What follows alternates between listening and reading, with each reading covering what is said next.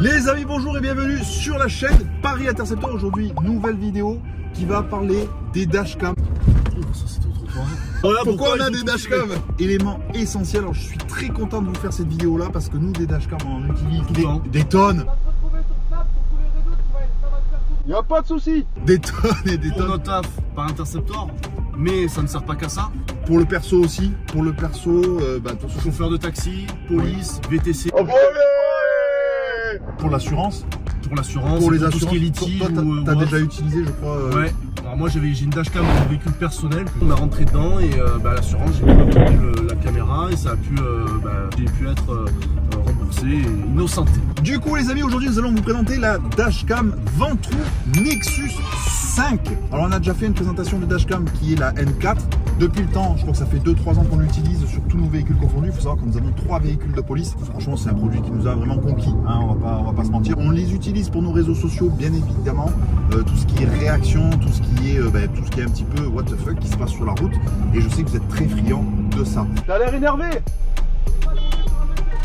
Il n'y a pas de problème, mon lapin.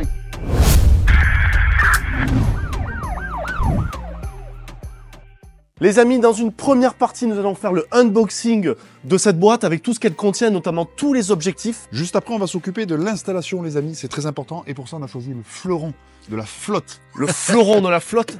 On va installer tout le système directement embarqué sur le Ford Explorer. Après l'installation, les amis, nous allons vous faire l'essai routier. Nous allons pouvoir voir les différentes capacités et les différents modes que permet de faire cette caméra. Et oui, parce qu'il y a plusieurs angles de vue, de ce que j'ai compris. Tu as une vue avant, une vue habitacle, une vue arrière, une vue habitacle arrière. Et dans une dernière partie, les amis, nous allons voir un petit peu tout ce qui est les modes, les différents modes de la caméra, tout ce qu'elle propose. Je sais qu'on peut la piloter directement depuis le téléphone portable. Il y a aussi tout ce qui est accessoire, parce qu'on parle de caméra, mais il faut aussi savoir qu'il faut y ajouter une carte SD. Il ne faut pas choisir n'importe quelle carte SD pour ce type de matériel, ainsi que tout ce qui peut être filtre, tout ce qui peut être pour la lumière du soleil qui reflète sur le pare-brise. Bon, en gros, à la fin de la vidéo, les amis, vous saurez tout ce qu'il y a à savoir sur cette caméra. Hop là. Bonne chance. On a Wolverine qui vient d'ouvrir son pouce. Petit résumé, donc ce qu'on trouvera dans la boîte avec les caméras, les objectifs et même l'application dont on vous parlera un peu plus tard. Donc là, le module principal qui se fixe donc au pare-brise. Là, on a la caméra arrière. C'est collé avec de la colle 3M. Les câblages. Le câble qui alimente le module principal qui est sur le pare-brise fait 3,50 m. Il y a possibilité de brancher une USB supplémentaire. Ça, c'est le câble qui alimente la caméra arrière qui est lui-même branché sur celle qui est à l'avant. Et celui-là fait 6 mètres. Et ensuite, vous avez le câblage donc pour brancher la caméra à l'ordinateur. Moi, je ne vous cache pas que c'est une chose que je n'ai jamais faite. Pour exploiter la carte SD, tu retires la carte SD et tu peux exploiter directement ou par l'application qu'on verra tout à l'heure. Donc avec ça, on a des jolis petits autocollants qui nous délivrent des capotes pour le tournage des tortues. Non, c'est de l'alcool pour nettoyer le pare-brise afin d'installer les films antistatiques pour éviter que ça se décolle. Alors les amis, je précise que les accessoires que nous avons ici ne sont pas fournis avec le pack principal. Ce sont des choses qu'il faut acheter en plus. Donc ici, vous avez un filtre anti-reflet qui permet d'éviter à la lentille d'être gênée par les éventuels reflets de soleil ou autre sur la route. Alors c'est une option qu'il n'y a pas sur les anciennes caméras. On n'a jamais eu de problème de reflet. Si, justement, en fait, j'ai pris donc ce filtre polarisant parce que moi, avec l'inclinaison de mon pare-brise dans le chargeur, selon le soleil, on ne voit strictement rien ou alors on voit le reflet du pare-brise. Donc les amis, pour la carte SD, on vous conseille d'avoir une carte SD grande capacité et haut de gamme pour permettre à la caméra de fonctionner correctement. Donc 256 Go, ça permettra donc de filmer de manière conséquente. Dans le pack principal, il n'y a pas de carte SD, il faut l'acheter en plus. L'installation. Je ne vous cache pas que nous on essaie de faire une installation assez propre afin que cette dernière puisse réapparaître ici. Donc tout est tiré en dessous les caches directement.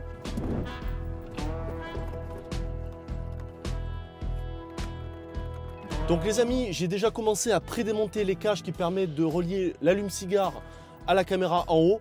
Vous pouvez utiliser le petit objet là pour déclipser les plastiques. Alors juste pour info, moi mon allume-cigare est en permanence alimenté. Donc ce que je fais, c'est que quand je ne veux pas filmer, je retire simplement la prise et je la remets lorsque je reprends ma voiture. Donc tout ce qui est mode parking, stationnement, etc., sa caméra peut filmer et détecter les personnes. Pour ceux qui n'ont pas d'allume-cigare branché en direct sur la batterie, il faut acheter un câble supplémentaire avec un fusible qui sera relié directement à la batterie pour que la caméra fonctionne en permanence. Nous on s'en moque un petit peu, il faut quand même rajouter de l'équipement électronique et il me semble aussi que tu as un couple fusible pour que si ta batterie commence à arriver, parce que la caméra est tout le temps alimentée, et si ta batterie commence à faiblir, ça coupe le système. Du coup, je vais la brancher, je vais voir si elle est alimentée et ensuite je vais la positionner correctement. Je suis très content, la résolution est très bonne, vous allez pouvoir voir ça dans l'essai routier juste après, mais tout d'abord je voulais vous montrer les différents modes, les options et tout ce qu'on peut paramétrer sur la caméra. Donc du coup, cette dernière, les amis, se situe ici. L'objectif étant qu'elle n'obstrue pas en fait ta vision lorsque tu conduis. Donc à l'arrière, moi je l'ai installé côté conducteur pour pouvoir filmer les véhicules qui te dépassent. Donc la caméra est juste là, le câblage passe donc dans le montant et jusqu'à l'avant du véhicule. Ce câblage est assez long, c'est celui qu'on vous présente en début de vidéo. Les deux caméras qui sont là, celles qui filment l'arrière et l'intérieur de l'habitacle vue arrière, sont réglables. Il y a le petit schéma avec le plan, le câblage toujours de ce côté-là. Jamais de l'autre côté, c'est fait exprès, c'est pour pas inverser en fait les caméras. Il y en a une qui filme l'extérieur, elle est prévue pour l'extérieur, et celle qui filme l'intérieur est prévue pour l'intérieur. Pour l'installation de cette caméra, alors je ne sais pas si on va la voir à travers le pare-brise, mais c'est important en fait d'avoir quelqu'un qui puisse regarder à l'écran pour pouvoir la positionner, parce que sur les pare-brises arrière, vous avez ce qu'on appelle les lignes de dégivrage, et ces lignes-là Vaut mieux être deux, ouais. Peuvent obstruer en fait la visibilité de la caméra arrière. Du coup les amis, on va voir les différents modes et réglages. Donc les boutons se situent juste en dessous. On a un rappel sur l'écran de à quoi signifie chaque bouton. Donc on a ici pour actionner la vidéo ou la désactiver. Ensuite on a ici pour voir quel plan on veut que ça apparaît à l'écran. Donc on peut choisir, comme je l'ai dit, en grand une partie l'avant et en petit sur les côtés les autres. On peut également, voilà, on a tout ça. On peut activer ou désactiver le micro ici. Et ici c'est le menu. Et on a aussi un bouton très important sur le côté. On appuie ici et en fait ça fait une photo et ça met la vidéo précédente dans un fichier Event sur la carte mémoire pour pouvoir la retrouver facilement. La carte mémoire, une fois qu'elle est arrivée à terme de sa capacité, elle écrase les plans précédents. Voilà, ça y est, j'ai connecté le Wi-Fi et l'application sur la dashcam. Donc on a un retour image de ce que filme la caméra. Alors sur l'application, vous pouvez avoir un visuel sur tout ce qu'a filmé déjà la caméra. Et on peut même enregistrer le fichier sur son téléphone. Donc ensuite, on a l'ensemble des options qui sont aussi disponibles via la caméra, mais que c'est plus intuitif à régler sur l'application. On peut régler les différentes définitions, résolutions des enregistrements. Là, vous pouvez choisir les boucles qu'il y a sur votre carte mémoire vidéo par vidéo. Donc ici, on est dans le mode infrarouge. Cette option permet de filmer directement en infrarouge, donc en noir et blanc. Ça concerne que les caméras habitacle, que la caméra habitacle, pas les caméras extérieures. On peut rentrer sa plaque d'immatriculation pour que ça apparaisse sur le visuel en filigrane sur la vidéo. Ça peut être très utile, notamment pour tout ce qui est assurance. On peut enregistrer en accéléré, on peut mettre en mode parking. Donc le mode parking, on en a parlé pendant l'installation. En fait, votre caméra est toujours alimentée. Il y a un détecteur de tension de batterie qu'il faut racheter en plus du système qu'on a déjà installé. Et en fait, ça détecte quand une personne s'approche du véhicule ou lorsque la caméra bouge et ça lance un enregistrement. Il y a un GPS intégré aussi, puisqu'il peut vous annoncer la vitesse de votre véhicule. Voilà, après on a les commandes vocales, on peut aussi régler la luminosité, le volume du son. Franchement, il y a beaucoup d'options, mais ça reste très intuitif. Moi, j'ai déjà eu des systèmes qu'il faut connecter avec le téléphone, des fois tu galères, ça marque non trouvé, machin, c'est galère. Là, franchement, le Wi-Fi 2,4G sur le téléphone, ça paraît direct. Vous mettez le mot de passe 1, 2, 3, 4, 5, comme c'est marqué sur l'appli, ça se connecte direct et c'est vachement intuitif. Et l'application vous propose également de mettre à jour votre système, donc c'est quand même important de l'avoir. Mais moi, au quotidien, je n'utilise pas l'application. Du coup, les amis, le plus important dans cette vidéo, c'est de vous montrer concrètement ce que vaut la caméra. On va faire l'essai routier. Allez, c'est parti. C'est parti pour un essai routier, 2 jours, on va voir les différentes caméras. Là, vous me voyez via la dashcam et vous m'entendez, c'est très important les amis, via le micro de la dashcam, c'est lui qui enregistre. Le son n'est pas dégueulasse, on entend concrètement ce qui se passe, on entend ce que je dis. Mais pour les bienfaits de la vidéo, nous on va quand même faire un cover avec le micro et c'est parti. Là normalement vous m'entendez un petit peu mieux. On ne peut pas comparer un véritable micro qui est fait que pour enregistrer du son et le micro de la dashcam, c'est quand même impossible. Oh putain, il y a plus ça. Donc là les amis, on a failli s'emplafonner dans un bus. Ça aurait été intéressant de voir ça à la caméra. Donc je vais vous mettre les amis les différents plans. On va commencer déjà par la caméra avant. Donc par exemple lors d'une circulation en ville, on arrive à voir très clairement les plaques d'immatriculation. Alors il y a une technique aussi que vous pouvez faire les amis pour être sûr d'avoir la plaque d'immatriculation, c'est de la dire. Ah oui. De la dire comme ça, même si la vidéo, il y a une feuille qui passe. Imagine, tu as une feuille qui passe comme ça. Tu vois, juste au moment à gauche où ça te filme la plaque d'immatriculation, c'est de la dire à voix haute. Comme ça, tu es sûr que ça a enregistré. Alors là, on voit un petit peu l'utilité de la caméra arrière, puisqu'on voit directement en fait ce qui se passe à l'abri de bus. Je ne sais pas si vous le voyez.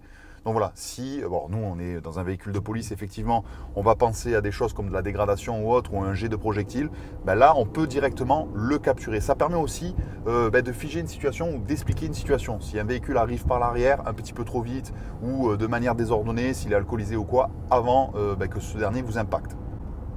Je voulais aussi un petit peu vous parler, les amis, de la caméra intérieure Habitacle qui nous filme nous. Alors, Habitacle avant permet en fait de filmer notre comportement, nos réactions. Alors nous, on s'en sert énormément pour tout ce qui est réseau social, mais en cas d'agression, en cas d'accident ou autre, ça permet aussi d'avoir un point de vue, savoir si la personne est attachée, etc., etc. Je trouve ça pas mal. Donc on a aussi une caméra Habitacle arrière qui permet d'avoir un autre point de vue et qui permet aussi de voir à travers les fenêtres de l'habitacle, d'avoir un autre point de vue tout simplement. Alors ici, il est désactivé, Alex ne l'utilise pas, premièrement parce que ça encombre la carte mémoire, mais surtout et parce que il y a trop d'obstacles. Ouais, il y a trop d'obstacles. On a une cage, on a un séparateur d'habitacle dans le véhicule, un séparateur de coffre qui ne nous permet pas de voir concrètement en fait l'intérieur du véhicule. Encore une fois, concernant la dashcam, les amis, moi ce que j'aime beaucoup dans ce produit-là de chez Ventroux, c'est qu'on n'a aucune action à faire. Alors Alex enregistre les vidéos les plus importantes, moi je ne les enregistre même pas parce que la capacité de ma carte mémoire me permet de garder tout ce volume de vidéos et de pouvoir les récupérer par la suite. On est comme ça, très appuyé sur le truc.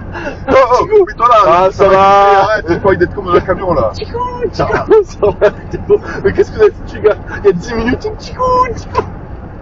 Et c'est vraiment important de se dire qu'on pose la dashcam dans le véhicule, on l'alimente, la carte SD enregistre le tout et on n'a strictement rien à faire. Lorsque je prends ma voiture le matin, je ne me dis pas est-ce que la dashcam est allumée, elle n'est pas allumée ou autre. Tout est automatique en fait, je ne m'en occupe plus du tout. Et d'ailleurs les amis, des images de fous, on en a capturé et plus d'une. J'ai eu des trucs de fous furieux à en provoquer les accidents. Il y a eu des trucs franchement que je ne comprends pas trop.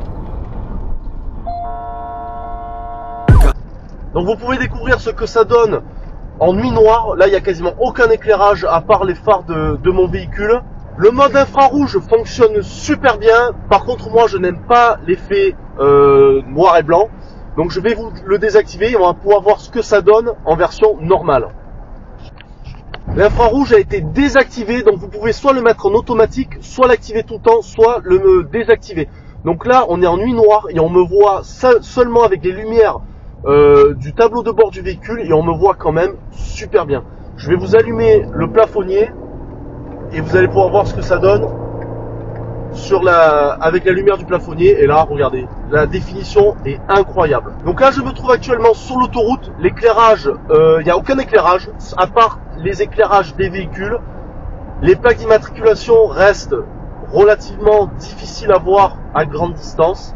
Après lorsqu'on se colle un petit peu au véhicule on arrive à les distinguer, mais évidemment la nuit ça reste quand même très difficile. Moi je pense franchement que ça reste une caméra très performante parce que la nuit c'est très difficile d'obtenir des belles images quand il fait nuit. Donc là on arrive à une station service, c'est tout éclairé et on peut voir que la qualité est encore plus incroyable.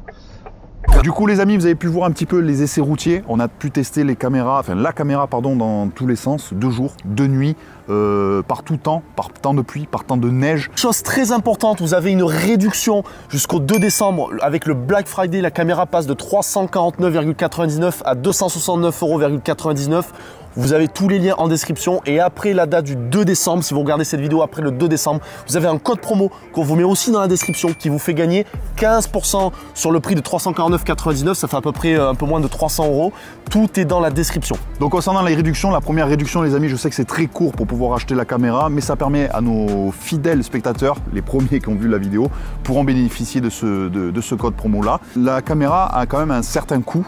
Comme je l'ai dit plusieurs fois dans la vidéo, nous des caméras, on n'en est pas notre première. Des dashcams, on en a eu plusieurs de différentes marques. Et sincèrement, si on s'est arrêté sur cette marque-là et qu'on a équipé tous nos véhicules de cette marque-là, ce n'est pas pour rien. Il faut savoir qu'on a eu beaucoup de problèmes avec d'autres marques, caméras qui ne filmaient pas, ou alors qui filmaient mais n'enregistraient pas. Exactement, en fait il y a des marques de dashcam de gamme inférieure qui existent. Ouais. On peut penser que ça fait le taf, ça peut faire le taf, mais pas autant que Ventron, quelle que soit l'utilisation que vous en faites, que ce soit pour des vidéos qu'on fait là sur internet ou si vous êtes un professionnel, c'est vraiment un système qui sert beaucoup.